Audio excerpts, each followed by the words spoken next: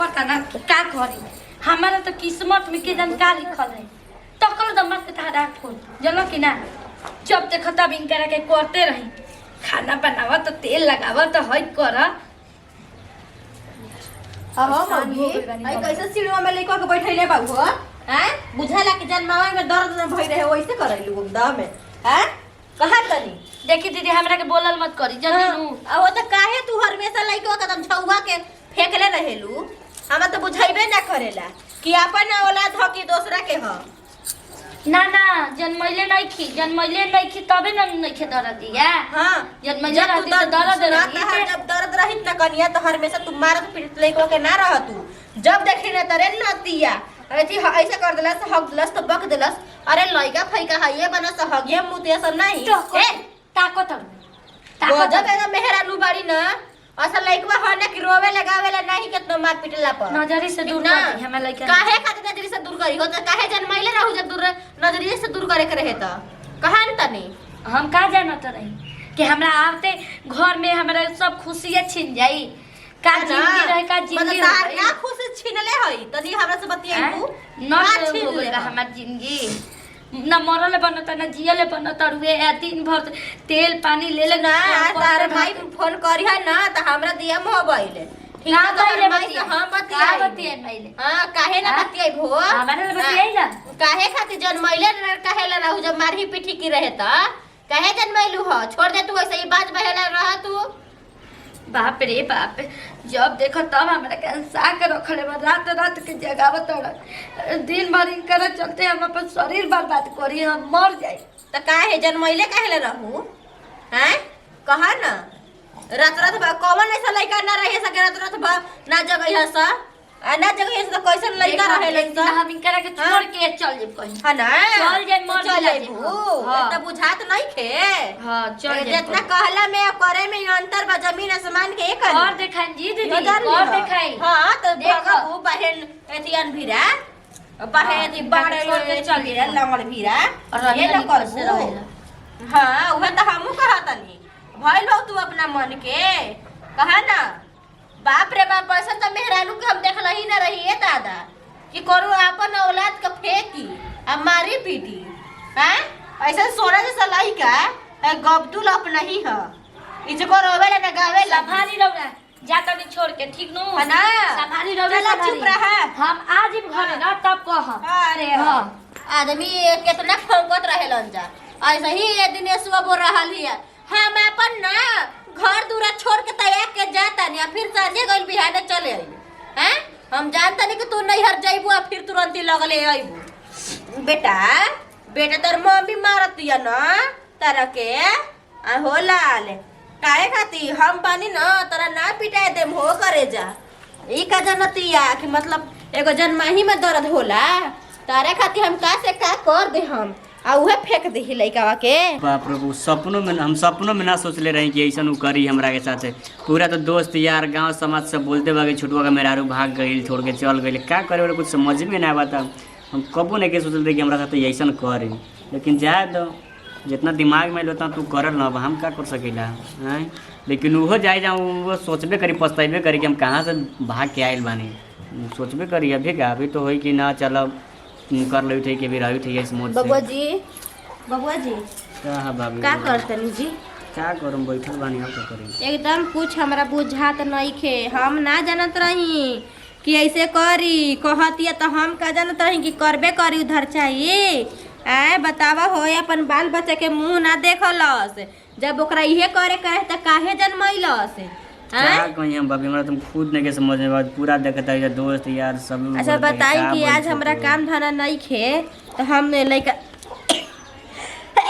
लइका के हम लेके बैठा रहतनी बताई कि हमरा काम धाना करे के रही तो हम कैसे करती हैं हमरा तो खुद नहीं के समझ में आवत हमरा तो खुद नहीं समझ के हम का करे का नहीं करे। हम कहतनी कि सही बात के एक जवाब दीही हमरा जानतनी कि इतना दिन तक ले उधर छै के ताकम जी रौरा बियाह कर ली दोसर कम से कम आई तो हमार लइकवा के देखी ना हमरा मान ल कि हमरा काम धना न मन नहीं के काम हमरा मत करो काम धना लेकिन लइकवा के देखी देखभाल करी ना पोसी ना हैं? ये क्या कहत रहो भाभी, सब सही रही बियाह शादी कर। देखी बबुआ जी, हमहू सोच रही कि ना सही रही, लेकिन हम का करी, आखिर कैसे कैसे पालन पोषण करम एकरा बताई। इहो बती तो इहो सही तो काम कहत धंधा रहो करे के भाभी। बा, घर में अक्सरुआ हो गई नी। उ तो धरछाई के लोकबे ना कैलस या के हाँ हम अपन मरद के अपन बेटा के हम कैसे छोड़ के जातनी। हम ऐसा तो मेहरानू पहली बार देखले बानी। हाँ चलो उहे जाने भाभी ले हम।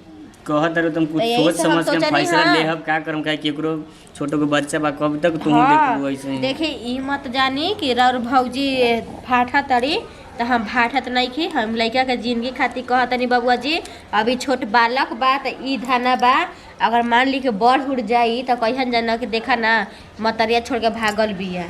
आए हम देखी कितनो हम करम ना बबुआ जी, तो लोग गाँव वाला कहन जा कि देखा ना मारपीट करतिया, तन क्यों डांट देम ना तो तुरंत कहीं संग मारतिया, बोलतिया, डांटतिया। यही तो बात है ये भाभी। गाँव और अपन मेहरानू आ जाई तो कम से कम एकरा पोसी पानी ना।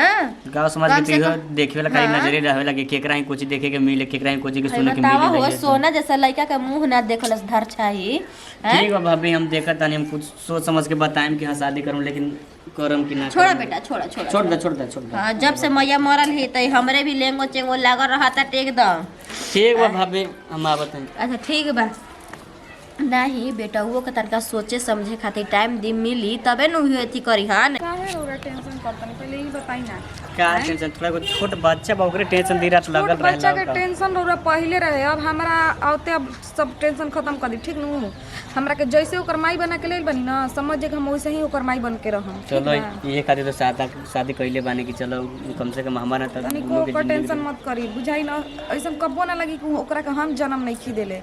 भले रौरा सब कोइयो माने दुनिया जहान में कही कि सौतेली है, लेकिन सौतेली लेखा व्यवहार हम उ बच्चा संगे कबो ना करम। हमेशा ओकरा के आपन मानम। आप सोचम कि हम ही ओकरा के पैदा करले बानी, समझनी। ई कबो रौरा शिकायत ना सुने के पड़ी ना कि हाँ हम कौनो गलत कदम उठावतनी बच्चा के खिलाफ में। इहो हमरे सरदार है कि तू बढ़िया से देख तू रख तू आउ रउआ कहिए के हमरो भले सरदार देखी। हमरो अथी बा कि बढ़िया से देख तू रख तू, बस और का। एक पल खातिर रौरा से हम प्यार कम कर सकिन, लेकिन बच्चा से ना करम। ठीक बा चलो।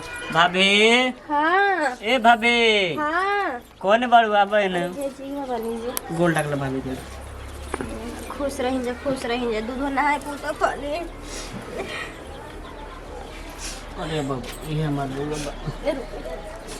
देखा कनिया, हम अपन लेके कतार के सब पता नहीं ही ना कि तू वैसे करिए जैसे निकर माइक करके भागल बिया।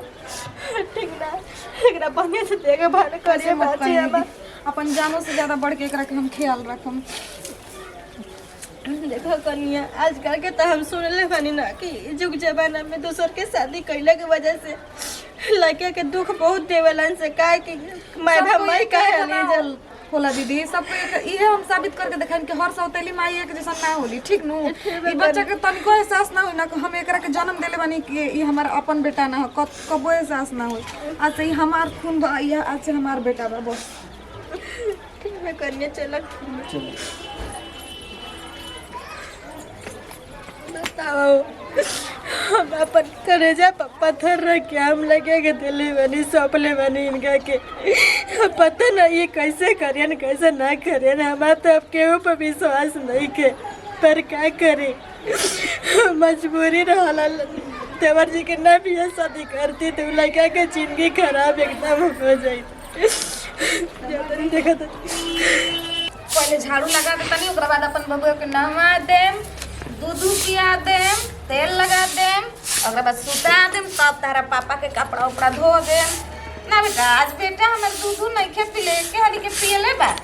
आय एक हाली के न पीले बड़ा। तू के बारी और ये हमारे बच्चा के लेके तू का करता रो? बच्चा कौन ये बच्चा? हमारा हां बा, कैसन बच्चा? ई हमार बेटा ह। आ तू के बाड़ू हो? एकर माई बानी। एकर माई हम हनी, ठीक ना? दीदी ये तू का कहता रो? ये बच्चा हम हटावा होने हा। बच्चा का हमरा छुआ मत, खगड़िया हाथ से। एथिया पर ए दीदी, क्या जी हमर बाबू के छीनो ताई? तू का करैलू हो हैं?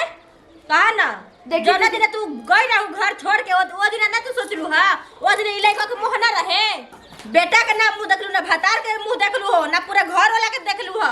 हैं कौन जानता कि मुंह मरा के कहां से आई देखी दीदी, बस कर। हां काहे पास करी हो कहां हमारे तू घर हमारे में- आगे में एक ऊंचा आदमी से बोलबू ए घर कहा में ना? तो हम बानी कैसन पतो होई बाड़ी हर फर्ज निभावत तारी जना के औलाद अपन पेट कोख से नहीं जन्मैले ओकरा निभा रहल बाड़ी ठीक ना कौन ऐसन मतारी हो कि अपन कोख ले जन्मा के लइका आ छोड़ के चल जाई हैं बहुत बड़ गलती कर देली दीदी का गलती कैलू हो का गलती कैलू हो आ ई मत सोची है ना कि हमारा घर में इहे घरवा में के लोगवा हमरा माफ कर दे कभी तोरा माफ ना करब हिया तोरा भगवान कभी माफ ना करियन एगो बात बता दी ये जान ली हो से बड़े जेठ हो हमरा के एगो बात बता तनी जन्म देवला से ना पोसे वाला के बेसी हक रहेला बात बताई कृष्णा जी के नु देव के जन्म दिल रही लेकिन उनकर माई यशोदा पोसले रही आज कृष्णा जी के माई यशोदा के जानल जाला देवकी के ना ठीक नु आ कितना मासूम बच्चा बा तो निको ना रोवेला ना तन करला खाली दूध पी बस ई बच्चा लौटा दी हम कभी ना लवटी हम अपन कभी ना जान लवटी के कहनी बच्चा ना बना देब। आ सुना एगो काम कर तू घर से निकल ना दीदी कहां तक घर से तू निकल जा सीधा मन से दीदी। न तो हमसे खराब कोई ना होगी दीदी ऐसा हाँ। मत करी दीदी अपने घर छोड़ के ना जाए अरे तू निकल भी काहे ना दीदी काहे अब ना बच्चा निकल दीदी कैसन बच्चा रे ए जी का ए जी नहीं खा चल निकल ए घर में हमरा ना चल तोहर नहीं घर से निकल आ सुन आज के बाद आइंदा दुआरी पर हमारे आगे कदम रख लेली तू तो देखी है हमें से पूरा केहू ना होखी ये जान ली है तार न देहिए में पूरा तुरंत ही आग लगा दे हम इहो जान ली है तू अरे तू कैसे ना तिमसारी रहल है कि अपन औलाद के छोड़ के भाग रहल है आज के बाद दुआरी पर से गेट आउट दीदी जो हिया से दीदी ऐसे मत करी दीदी गेट खोली दीदी हे भगवान हम का गलती कर देते अपन पति के भी खो देनी और अपन बच्चा के भी खो देनी यही से कहल जाला सोच समझ के कदम उठाल जाला